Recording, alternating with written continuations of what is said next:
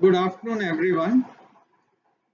Today we are going to discuss the ninth part of the national income accounting. In the eighth part, we have discussed one method of measuring national income, which is considered to be the most basic method and is called as the product method or output method or value added method.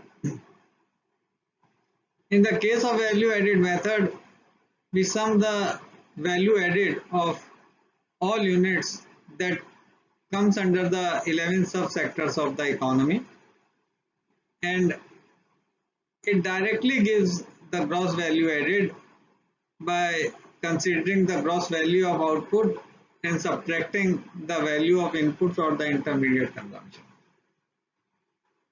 The net of product taxes are implied in it, and we do not need to add them explicitly. But today we are going to discuss two other methods of measuring national income, namely the income method and the expenditure method. Now we will be discussing these methods one by one. In the first case we will be starting with the income method. हम लोग income method of measuring national income से शुरू करेंगे और यहाँ लिखा हुआ है income method measures the national incomes on the side of payment received by different factors of production involved in the production.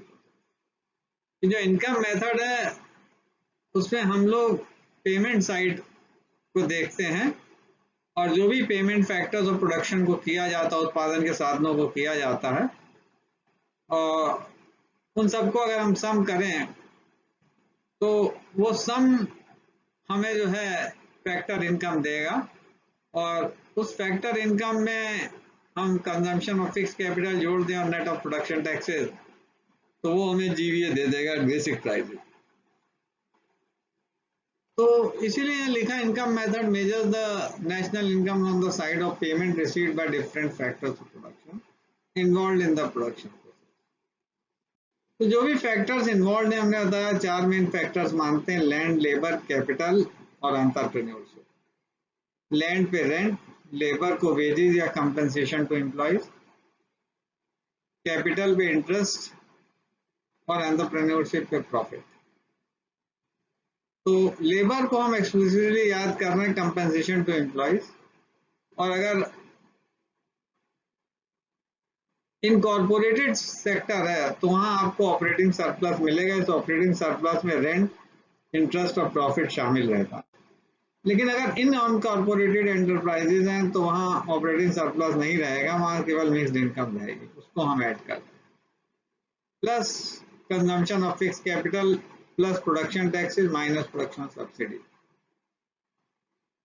तो जीवीए एट बेसिक प्राइसेस में अगर हम इनकम मेथड से जाएंगे, compensation to employees, operating surplus oblique mixed income, plus consumption of fixed capital, plus net of production taxes या production taxes minus production subsidies।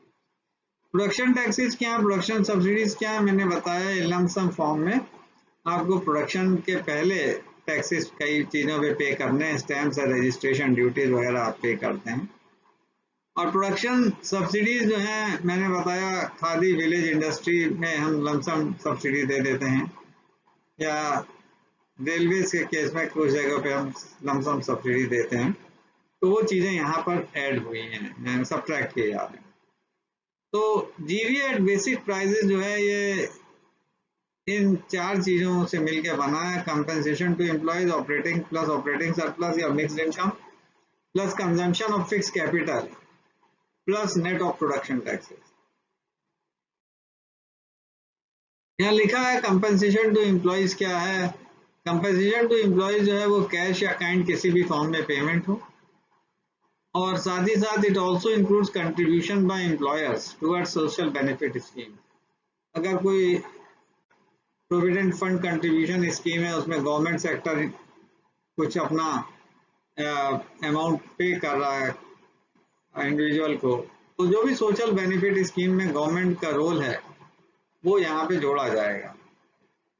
Operating surplus includes rent, interest and profit, और ये incorporated enterprises के case में।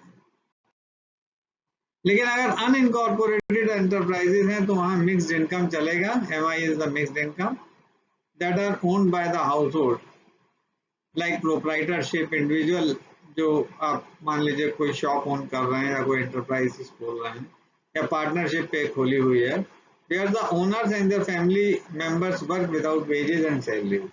वहाँ wages salaries नहीं मिल रही हैं लेकिन वहाँ पर आपको मिक्स्ड इनकम मिल जाएगी। CFC is the consumption of fixed capital. Consumption of fixed capital.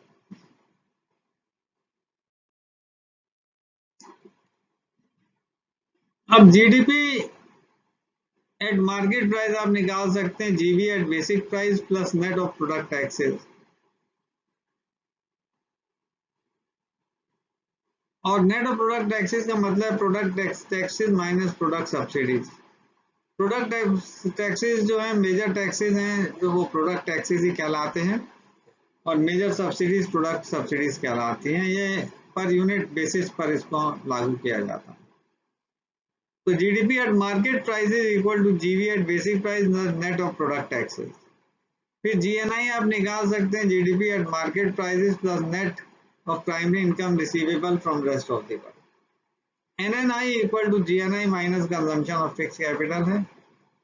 तो इस तरह से नेट नेशनल इनकम या नेशनल इनकम आप एस्टिमेट कर सकते हैं, क्योंकि NNI को ही हम नेशनल इनकम कहते हैं।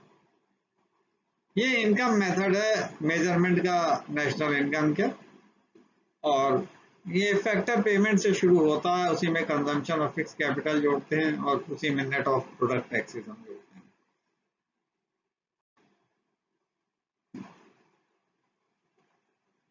और नेट ऑफ प्रोडक्शन टैक्सेस भी उसमें जोड़ते हैं, और साथ में net of primary income receivable from rest of the world. ये सारी चीजें जोड़ के नेट नेशनल इनकम बनेगा, GNI बनेगा, और GNI से फिर जब नेट नेशनल इनकम निकालेंगे तो consumption of fix capital minus कर देंगे GNI। अब एक्सपेंडिचर मेथड पे चलते हैं। एक्सपेंडिचर मेथड क्या है कि ये एग्रीगेट इनकम को डिमांड साइड से मेजर करता है, क्योंकि इसमें सारे डिमांड कंपोनेंट्स हैं। और एक्सपेंडिचर मेथड का आधार फोर्थ सेक्टर मॉडल है, क्योंकि इसमें हम रेस्ट ऑफ द वर्ल्ड को भी शामिल कर रहे हैं। और यहाँ पे लिखा हुआ it can be explain better through fourth sector circular flow of income model as it directly give GDP at market prices. क्योंकि जो एक्सपेंडिचर मेथड है इसमें GVA निकालने की जरूरत नहीं है, ये GDP एट मार्केट प्राइसेस आपको डायरेक्ट देगा। और चूंकि GDP at market price direct देगा, इसलिए आपको यहाँ पे एक्सप्लिसिटली इंटरनेशनल सेक्टर लेना पड़ेगा। Therefore, while determining aggregate income, transactions of all four sectors of the economy needs to be incorporated. तो यहाँ पे आपको चारों सेक्टर लेने पड़ेंगे एक साथ, और ये देखिए फिगर में दिए हुए हैं। दो सेक्टर हम पहले दिखा चुके हैं, हाउस होल्ड सेक्टर और बिजनेस सेक्टर, एक लेफ्ट साइड पे एक राइट साइड पे। अब यहाँ पे दो सेक्टर और ऐड किए गए हैं, एक गवर्नमेंट सेक्टर है वो ऊपर है, और एक फॉरेन सेक्टर है नीचे है। बहुत ज्यादा लाइंस बनाई गई हैं क्योंकि ट्रांजैक्शंस इतने ज्यादा हैं और क्रॉस ट्रांजैक्शंस हैं, इसलिए लाइनें ज्यादा बनी हुई हैं। तो शुरुआत हम वहीं से करेंगे, हाउस होल्ड और बिजनेस सेक्टर से। देखिए ब्लू लाइन बनी हुई है जो फैक्टर सर्विसेज दिखा रहा है, house hold sector business sector को प्रोवाइड करता है। बिजनेस सेक्टर इन सर्विसेज को यूज करके goods and services house hold sector को प्रोवाइड करता है। तो ये एक एंटी क्लॉकवाइज डायरेक्शन में मूवमेंट है जो नीली लाइन दिखा रही है। अंदर ब्राउन लाइन बनी हुई है। अब जो लेबर और अदर फैक्टर सर्विसेज जो house hold sector business sector को देता है, इन लिeu ऑफ दैट, उसके बदले में business sector wages and operating surplus जो है वो हाउस होल्ड सेक्टर को देता है। हाउस होल्ड सेक्टर इनको इस्तेमाल करता है to buy goods and services from the business sector. तो जो गुड्स सर्विस बिजनेस है उसके लिए ये कंज्यूम करता है, कुछ पार्ट सेव करता है, तो वो सेविंग जो है वो बिजनेस सेक्टर यूज करती हैं to invest in the economy. तो हाउस होल्ड सेक्टर में एक पिंक कलर की लाइन छोटी सी बनी है जो सेविंग दिखा रही है। कैपिटल मार्केट यानी बैंक्स वगैरह में लोग पैसा सेव करते हैं और बैंक्स उसे बिजनेस सेक्टर को लेंड करता for the purpose of investment. ये दो सेक्टर मॉडल है। अब इसमें तीसरा सेक्टर हम गवर्नमेंट सेक्टर ऐड कर लेते हैं।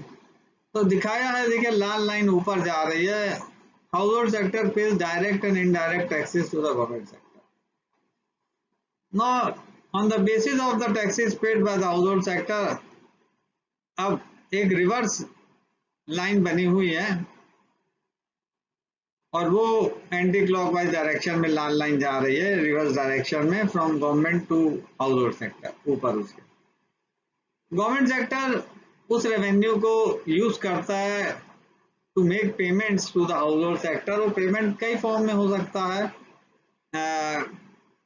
सोशल कंट्रीब्यूशंस के रूप में पेमेंट हो सकता है, कंपनसेशन टू एम्प्लॉयज के रूप में पेमेंट हो सकता है। इसके अलावा सोशल सर्विसेज पे गवर्नमेंट पैसा खर्च कर सकती है, हॉस्पिटल्स हैं, और सब्सिडाइज सर्विसेज दे सकती हैं हॉस्पिटल्स की, एजुकेशन की।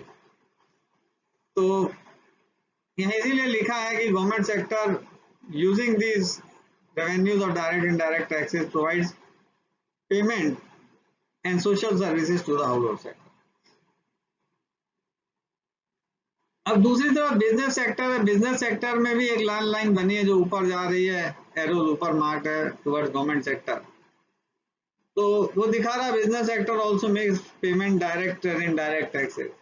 डायरेक्ट टैक्सेस में कॉर्पोरेट टैक्स है जो बिजनेस सेक्टर पे करता है। इनडायरेक्ट टैक्सेस में तमाम तरह के टैक्सेस हैं, जीएसटी है जो बिजनेस सेक्टर जो है गवर्नमेंट को पे करता है, इंपोर्ट ड्यूटीज है, बहुत तरह के आपके टैक्स हैं जो गवर्नमेंट पे कर रहा है। इंपोर्ट ड्यूटी हम इंटरनेशनल सेक्टर पे जाके ले सकते हैं, लेकिन यहाँ पे जब टैक्सेस की बात कर रहे हैं तो इंपोर्ट ड्यूटी भी उसका पार्ट इनडायरेक्ट टैक्सेस में। और गवर्नमेंट इन टैक्सेस को यूज करती है और it makes purchases from the business sector. Consumption expenditure के लिए भी कर सकती है और इन्वेस्टमेंट के लिए भी कर सकती है। And provide subsidies to the business sector. एक रिवर्सिबल लाइन है, ऊपर से नीचे आ रही है गवर्नमेंट से बिजनेस सेक्टर की तरफ। तो ये थर्ड सेक्टर को हमने इंट्रोड्यूस किया है। अब फोर्थ सेक्टर फॉरेन सेक्टर है, यहाँ ग्रीन लाइन दिख रही है आपको। हाउसहोल्ड सेक्टर जो है it provides labour and other factor services to the foreign sector. अब in lieu of that foreign sector makes cross-border primary income या net primary income receivable from rest of the world and other types of transfers to the household sector. Primary income है, secondary income है जिसका transfer foreign sector household sector को करता है। Business sector एक green line business sector से foreign sector में आ रही, indicate कर रही है exports of goods and services to the foreign sector। और उसके बदले में foreign sector gives revenue receipts to the business sector, receipts बना हुआ। फिर लास्ट लाइन ग्रीन है कि foreign sector provides imports of goods and services to the business sector. Machinery है या कोई सॉफ्टवेयर है जो फॉरेन सेक्टर बिजनेस सेक्टर को देता है। और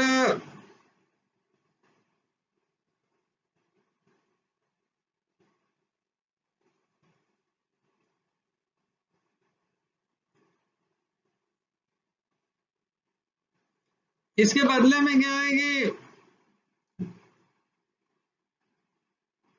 जो बिजनेस सेक्टर है वो payments, it makes payment to the foreign sector, वो फॉरेन सेक्टर को पेमेंट मेक करता है। तो जो नेट ऑफ रिसीट्स हैं ऑफ इम्पोर्ट ट्रेड अकाउंट का पार्ट है regarding exports and imports of goods and services. तो ये सारी चीजें जो है transaction business sector, foreign sector या फॉरेन सेक्टर और बिजनेस सेक्टर के बीच होती है।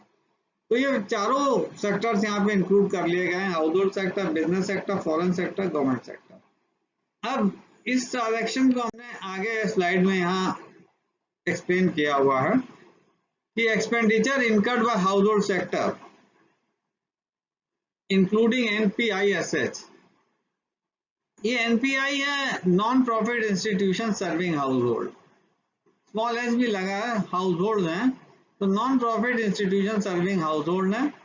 दे प्रोवाइड फ्री सर्विसेज और services like health and education to the household sector at subsidised rate. तो ये नॉन प्रॉफिट इंस्टीट्यूशंस हैं जो सर्विसेज प्रोवाइड करते हैं, इधर free service, medical services, education services to the household sector or at a very subsidized rate. तो ये लोग यानी जो हाउस होल्ड हैं या जो non profit serving house hold हैं, ये फाइनल गुड्स और सर्विसेज पे कंजम्पशन के लिए जो पैसा खर्च करती हैं उसे हम प्राइवेट फाइनल कंजम्पशन एक्सपेंडिचर कहते हैं, उसे सी से इंडिकेट करते हैं, private final consumption expenditure, expenditure incurred by household and non profit institution serving household, NPI SHS. इसके अलावा गवर्नमेंट भी फाइनल कंजम्पशन एक्सपेंडिचर पे पैसा खर्च करती है, उसे जी इंडिकेट करते हैं। Besides final consumption expenditure, government, business and household sector also invest in the economy. कि सरकार, business और household sector तीनों economy में invest करते हैं, which is referred as gross domestic capital formation, या आप खाली gross capital formation कह सकते हैं, इसे I से indicate करते हैं। और lastly, addition of foreign sector opens room for exports and imports. Exports serve as an addition to aggregate demand of domestically produced product. ये जो exports हैं, it adds to the demand of domestically produced product, while import lessens the demand of domestically produced product. M है, ऊपर वाला X है. Thus, exports are addition to country GDP, while imports are deduction to country GDP. X minus है. अब GDP at market price आप ले सकते हैं C plus I plus G plus X minus है। GNI equal to GDP at market prices plus net of primary income receivable from rest of the world. एक बार GDP निकल गया तो आप जीएनआई निकाल सकते हैं, और जीएनआई निकल आया तो NNI is equal to GNI minus consumption of fixed capital. तो इस तरह से नेट नेशनल इनकम या नेशनल इनकम आप निकाल सकते हैं। तो ये तीनों मेथड्स आपको बता दिए, पहला लास्ट लेक्चर में बताया था प्रोडक्ट मेथड, आज इस लेक्चर में इनकम मेथड और एक्सपेंडिचर मेथड बताया। और एक्सपेंडिचर मेथड में क्योंकि जीडीपी एट मार्केट प्राइसेस मिलता है तो वहाँ फॉरेन सेक्टर को हमें इंक्लूड करना पड़ेगा। इसके अलावा गवर्नमेंट भी कंजम्पशन एक्सपेंडिचर करती है और इन्वेस्ट करती है, और हाउस होल्ड भी करते हैं, तो कहीं ना कहीं हमें गवर्नमेंट एक्सपेंडिचर और हाउस होल्ड और एनपीआई ऐसे एक्सपेंडिचर को भी यहाँ पे दिखाना पड़ता है, वो हमने दिखाया।